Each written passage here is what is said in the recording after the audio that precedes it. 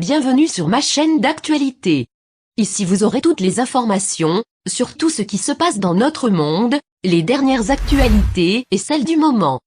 N'hésitez pas à vous abonner, et à activer la cloche de notification pour ne rater aucune des prochaines vidéos.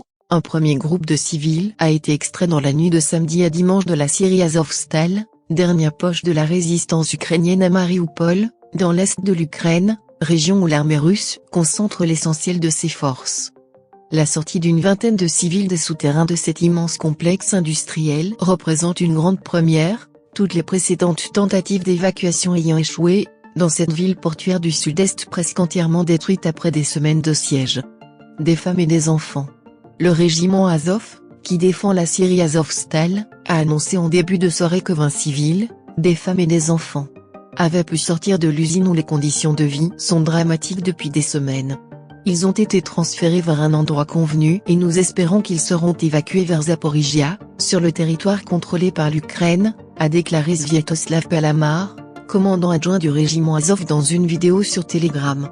Aucune tentative d'évacuer Azovstal, ultime réduit contrôlé par les forces ukrainiennes à Marioupol, n'a réussi jusqu'à présent. Les combattants du régiment continuaient de déblayer les décombres après des bombardements nourris du site la veille et dans la nuit, pour en sortir d'autres civils. Nous espérons que ce processus va se poursuivre et que nous réussirons à évacuer tous les civils, a ajouté le commandant Palamar. Selon des images satellites de Maxar Technologies prises le 29 avril, presque tous les bâtiments d'Azovstal ont été détruits. Des bâtiments se sont effondrés tandis que d'autres présentent d'énormes trous béants au niveau de la toiture. Plus d'1 millier de personnes se seraient retranchées dans les galeries souterraines de l'usine.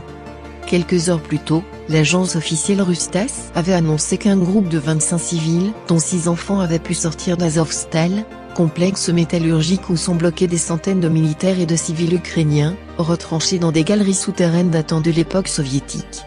Zelensky somme les soldats russes de rester chez eux. Le président ukrainien Volodymyr Zelensky l'a évoqué dans son adresse vidéo de samedi soir en disant « Nous faisons tout pour que la mission d'évacuation de Marioupol soit menée à bien ». Il a ajouté que de nombreux dirigeants essaient de contribuer à sauver nos héroïques défenseurs de la ville.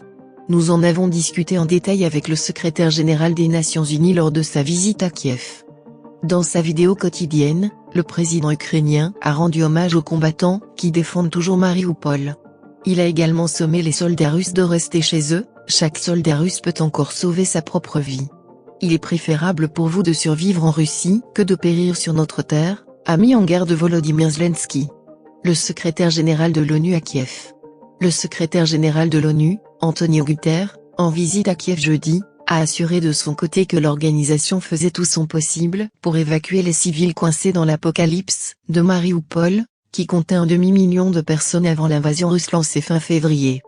La prise totale de cette ville permettrait à Moscou de faire la jonction entre les territoires conquis dans le sud, notamment la péninsule de Crimée annexée en 2014, jusqu'aux républiques séparatistes pro-russes de Donetsk et Lugansk, à l'est. Le porte-parole de la présidence turque, Ibrahim Kalin, a rencontré samedi le président ukrainien Volodymyr Zelensky à Kiev, ont annoncé ses services. Membre de l'OTAN et allié de l'Ukraine, la Turquie s'efforce depuis le début de la guerre de faciliter une médiation entre Moscou et Kiev. La teneur des discussions n'a pas été révélée. M. Kalin était accompagné du vice-ministre des Affaires étrangères, Seda Onal. La Turquie a accueilli par 2 fois des négociations directes entre les deux parties, le 10 mars au niveau ministériel à Antalya Sud et le 29 mars à Istanbul. Le président turc Recep Tayyip Erdogan cherche désormais à organiser un sommet à Istanbul entre le président russe Vladimir Poutine et M. Zelensky. Lors d'un entretien téléphonique jeudi avec son homologue russe, M. Erdogan a exprimé sa volonté d'établir une paix durable dans la région dès que possible en accentuant l'élan pris durant les pourparlers d'Istanbul, selon la présidence turque. Pression dans le Donbass. Le président Zelensky a alerté samedi sur le fait que les Russes ont constitué des renforts dans la région de Kharkiv, essayant d'augmenter la pression dans le Donbass. Parallèlement, un haut responsable militaire ukrainien a dit samedi soir avoir informé le chef d'état-major de l'armée américaine, Mark Milley, de la situation difficile dans l'est de notre pays, notamment dans les régions d'Izium et de Sievierodonetsk, où l'ennemi a concentré l'essentiel de ses efforts et ses troupes les plus préparées au combat, 2 villes situées à peu près dans l'axe Kharkiv-Lugansk.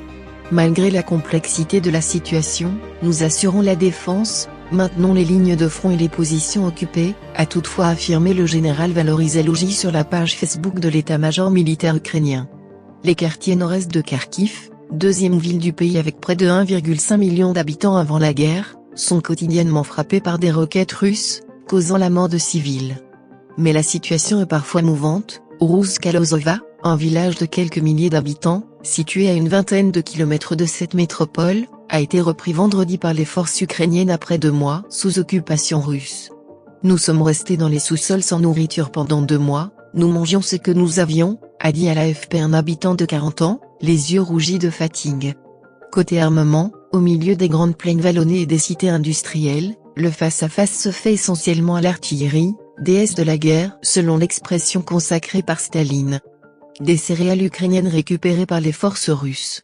Le vice-ministre de l'Agriculture ukrainien a déclaré samedi, à la télévision nationale, que la Russie saisissait d'importantes quantités de céréales sur les territoires qu'elles occupent en Ukraine. Vendredi, un premier navire chargé de maïs en provenance d'Ukraine quittait le port roumain de Constanța, sur la mer Noire, marquant la reprise des exportations de céréales depuis le début de la guerre, a-t-on appris auprès de l'opérateur Comvex. La France peut-elle se passer du gaz russe ? Les ports maritimes ukrainiens sont bloqués depuis le début de l'invasion russe, le 24 février. Vendredi, le navire transportant 70 000 tonnes de maïs a levé l'ancre à 4h20, 1h20 GMT, a déclaré le PDG de la compagnie, Viorel Panet, sans dévoiler la destination de la marchandise. Merci d'avoir regardé cette vidéo. N'oubliez pas de mettre un like, partager. À bientôt pour une nouvelle vidéo.